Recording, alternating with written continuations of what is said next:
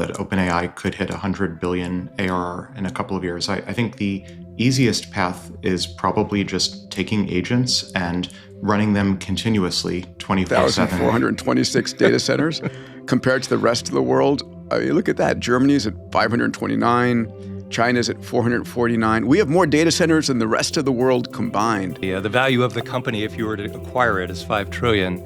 You should be comparing that to the asset value of countries, not to the GDP of countries, which is already mind-blowing enough. I checked it out. So that makes Nvidia worth the same amount as Saudi Arabia, where we just were. What a coincidence. Jump in. First major chapter here is the speed of change. And here we go. So setting new records, OpenAI hits historic growth to $100 billion in revenue. So here's the chart. It's reaching $100 billion in revenue in 2.5 years compared to Nvidia, which took 8 years. Amazon took 7 years. Google took 10 years. So it's just speeding up. And Alex, what's your prediction of when we're going to hit $100 billion with the next company? I think it's entirely possible that OpenAI could hit 100 billion ARR in a couple of years. I think the easiest path is probably just taking agents and running them continuously 24/7. As long as they're generating sufficient economic value, I think it's not that difficult to imagine OpenAI tripling revenue year over year for the next 2.5 years and getting there in 2027. The key, again, is just taking knowledge work and taking service economy and distilling that down to agents running 24/7. Incredible. Yeah, they're only forecasting 2.5x growth year over year. So very achievable target. Because I looked at this originally and I said, wow, that's a stretch. But then you look under the covers with 800 million subscribers already. Half this comes from subscription revenue. That's more or less in the bag. Then the other half is much more interesting. It's where the AI gets good at commerce and recommending products and them figuring out how to monetize that. And that's the part that attacks Google.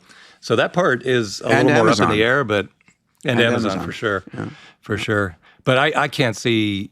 It feels like it's definitely going to happen. The only question is whether OpenAI competes effectively with Amazon or Google just take it and Amazon take it back. But it's going to happen either way. So it seems like a very reasonable forecast. Also looking at this chart, OpenAI's number there is a projection, but Nvidia's is in the bag. That's a real number for Nvidia. And, the chart starts at 10 billion, but if you started at 20 billion, Nvidia would look just like OpenAI on this. So that part is already very, very real. So, yeah, look at all the history of all other curves, including the greats like Google. This is really dwarfing all history. Wow. Can we just take a second to realize how insane that growth curve is? OpenAI reaching $100 billion in just 2.5 years. That's not evolution. That's a revolution in speed. You look at Nvidia taking 8 years, Amazon 7, Google 10. And then comes OpenAI, smashing records like it's in a different dimension. It's not just about AI tools anymore. It's about creating digital workers that never sleep, never rest, and never stop producing value. Imagine millions of agents running 24/7, learning, improving, and earning revenue non-stop. That's not a forecast. That's the birth of a new economic engine. The real question is, can OpenAI sustain this pace? Or will Amazon and Google strike back with their own AI giants? Because one thing's clear, whoever controls these agents controls the next trillion-dollar frontier. But wait, there's a deeper layer behind this acceleration, something hidden in the infrastructure that makes it all possible. And that's exactly where we're heading next. The world of data centers, the silent backbone of this digital explosion. I read some of the user comments, some of the subscriber comments, and one of them said, every time Peter says incredible, you should take a drink. It's a new drinking game. So I'm gonna cut back on my incredibles. But hey, this is incredible. All right, let's move on. I found this one fascinating. This is the U.S. leading the world in data centers. So I would say incredible. We have 5,426 data centers compared to the rest of the world. Look at that. Germany's at 529. China's at 449. We have more data centers than the rest of the world combined.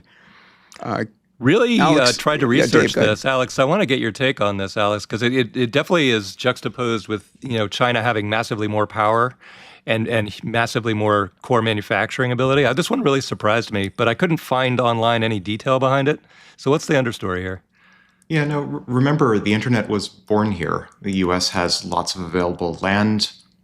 Hyperscalers are largely based here. We have access to capital. I don't think it's that surprising that number of data centers. Remember, this is not the number of AI data centers or the number of NeoCloud or Stargate type data centers. This is just total number of data centers would have a modality in the US. Is there a AI petaflops version of it, which would be more meaningful than just raw count of data centers? Almost certainly. Maybe we should cover that in the next episode. Yeah, I couldn't find it. But. Our next story here is Nvidia reaches $5 trillion market cap. Holy cow. It's up 1,500% in the last 5 years. The market cap is greater than the GDP of every country in the world except US and China. Yeah, that metric is frustrating because you're talking about the asset value of Nvidia. The value of the company, if you were to acquire it, is $5 trillion. You should be comparing that to the asset value of countries, not to the GDP of countries, which is already mind-blowing enough. I checked it out. So that makes Nvidia worth the same amount as Saudi Arabia, where we just were. What a coincidence. It's actually a little more than Switzerland. Like in terms of if you were to try to buy Nvidia with your own money or buy Saudi Arabia, if they would sell it, the cost of buying the entire country, all the land, all the assets, all the buildings would be the same as buying Nvidia. And that is staggering enough. We should be comparing apples to apples because it's already mind-blowing. It's right between Switzerland and Saudi Arabia. So if you want to buy Switzerland or buy Saudi Arabia or buy Nvidia, those are your choices. We're going from nation states to corporate states in a way that's incredible. A few years ago, we looked at getting a bunch of investors together and actually buying a small country on exactly that basis. In that case, it was about 200 million.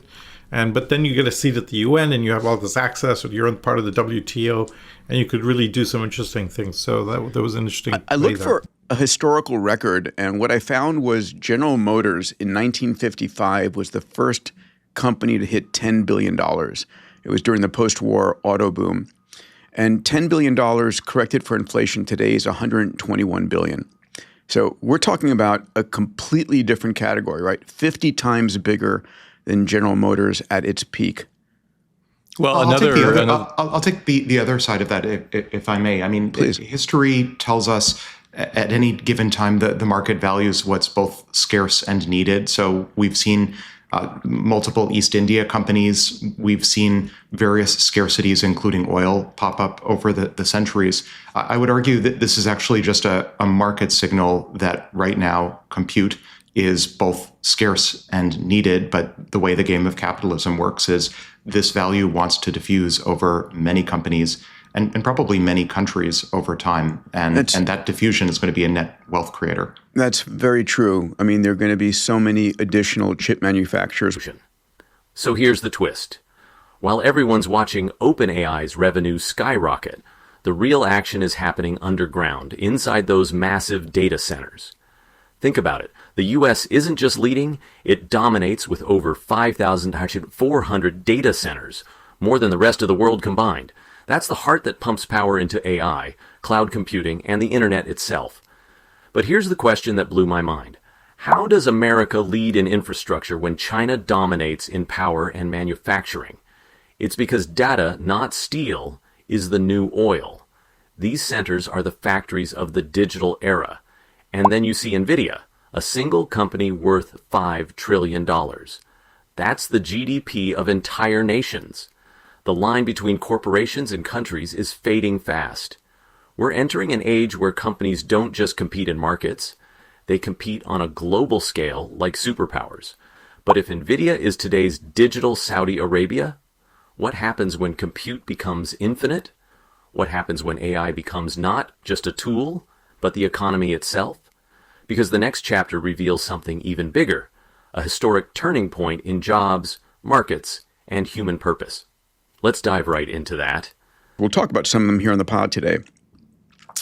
I found this chart particularly exciting, which is the decoupling, job openings versus S&P 500. Those of you looking on YouTube or listening, Here's the chart. We see the S&P 500 and total job openings basically mirroring themselves from 2000 through 2023. I mean, exact parallel curves, right? As job openings, total job openings increase, S&P 500 increases, or the other way around. And then in late 2023, we see this departure, and the S&P 500 takes off, and job openings drop from 11 million openings to 7 million openings. And so the question is, what happens in late 2023? Well, if you look at the data, it says ChatGPT gets launched. Let's dive into this one.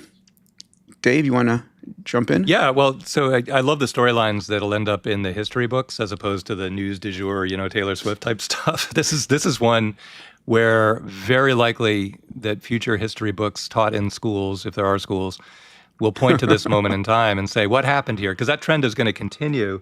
Now, the deniers are going to look at this chart and they're going to say, well, look, that's just COVID, happening, and then a big rebound from COVID, and now we're back to kind of normal job opening levels. Look at kind of history here. But so what happens next is this is either a historic moment if the trends continue, which I think they will, or this is, just sort of like a blip COVID recovery thing. But I think, Alex will look at this and say, yeah, this is the beginning of the inevitable. Alex, divide by zero. I will actually say, much as I'd love to tell a just so story that this marks the beginning of the decoupling of labor and capital, I think this is actually just garden variety changes in Federal Reserve interest rate hikes. In late 2022, as interest rates started to come back down, the market goes up. And as COVID starts to retreat, job openings and job displacements also start to return to 2021 levels. So again, I would love to tell a just so story. This is the beginning of decoupling of labor and capital, but I think that this might just be garden variety I'll give you the policy. opposite.